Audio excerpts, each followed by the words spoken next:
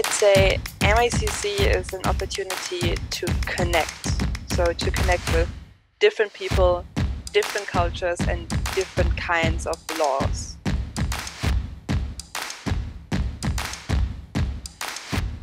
In my opinion, MICC is a big opportunity to learn and gain knowledge and new skills about law and human rights. Intercultural and funny approach to law.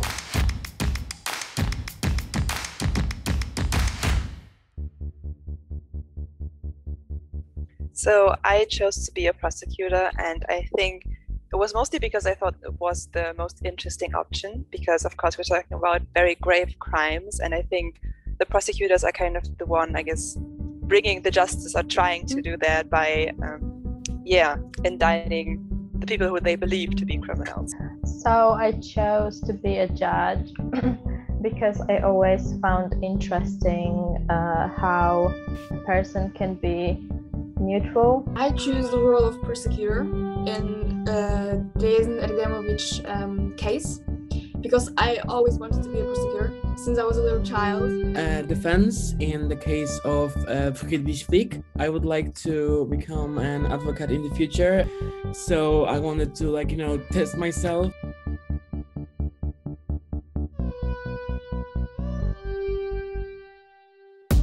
I think the hardest thing was to write our argumentation.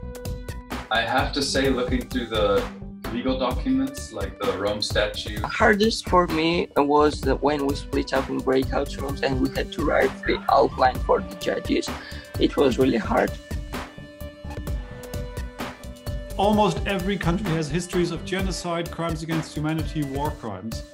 And it's so difficult to talk about this, even more between cultures. I hope that people have a chance to engage with these subjects without fear, without hatred, without animosity. It's so easy to be divided over these issues, and almost every country in the world has stories that are out of the realm of MICC. And the mere fact that this works, that people are willing to talk about this and say there is something in it and together we might be able to change something, is so beautiful that I hope that is something that transfers. On one hand, we want people to learn more about international justice and law in general. I think the more you know about the world, the more you understand the world, the easier it is to live within it, both in terms of just general knowledge and deciding what you want to do in life and what interests you. But the second very important aspect is, I think oftentimes students forget how much potential and brilliance they have. And I think this one-week program is a great reminder of how amazing things can be achieved in just a week. For me, it's a very nice experience. I always liked to participate in multicultural events, trainings. So for me, it's really great. I think that it's easier definitely for some people because they didn't have to travel somewhere, because they can wake up and basically go to their computer.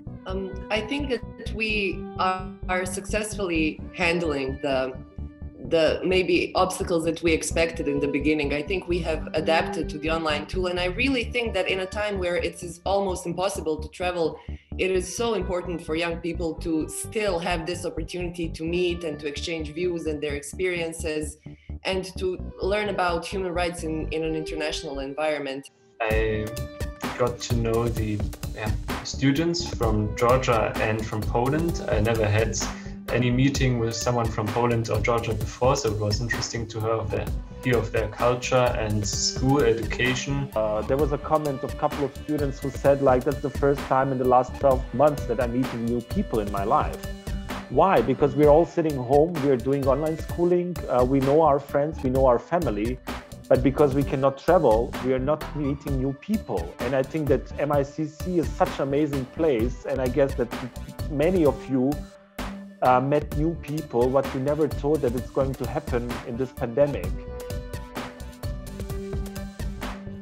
besides all our differences, being it racial, being nationality, being it politics, we can always come together and work for a common goal. When you put these young people just for 4 or 5 days, and then at the end of it, you see what's coming out as a result of work, group work, and when people are so immersed into their roles of prosecution, judges, and defense, the press, then it's unbelievable.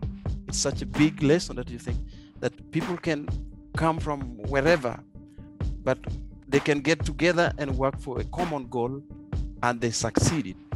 One big criminal court family.